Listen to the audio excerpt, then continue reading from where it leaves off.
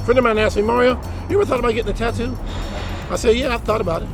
But a funny thing happens when I start thinking about things. They become clear. The fog of impulsive behavior is lifted. Clarity reveals itself. First time I thought about getting a tattoo, the thought lasted 3.7 seconds. Now I'm able to kill that thought instantly. Yes, these are the bicycle rants.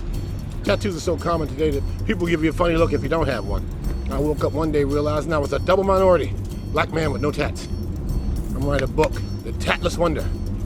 Living tattoo-free in a tattooed world. The truth of the matter is, I haven't found any pictures or logos that look better on my arm than the skin that's already on my arm. I have pretty nice skin, I'm lucky that way. Good color, decent tone, minimal blemishes. I'm tired of hearing people associate tattoos with being badass. In what universe does drawing on your skin make you a badass? Better not mess with that guy. He sat down and let somebody take a needle and scratch ink into his skin. Sat there for a long time too. 6 hours. Harry's going back to have it finished. Oh. The trend has obviously run amok.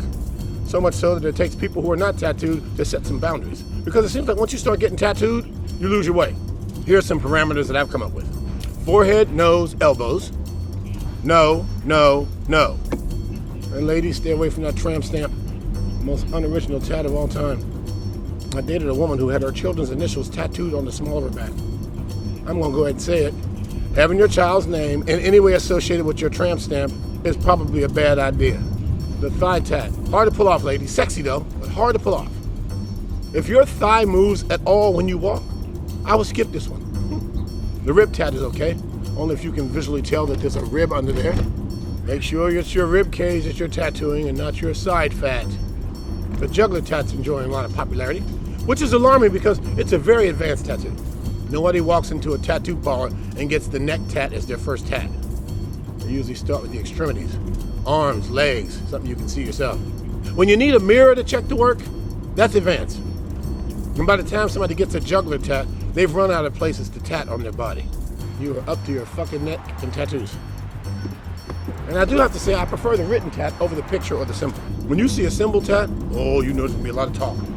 Long-ass explanation about what it means and its translation into your language. Why you were so moved to go under the needle. And I object to the term body art. It's not art. You will not be appreciating in value. Just call it what it is or what it will eventually be. One big multicolored mistake that you'll be getting rid of soon. One does not grow tired of a Renoir and have it painfully removed. These are the bicycle rants. The Bicycle Rants, posting 1 p.m. every other day of the week.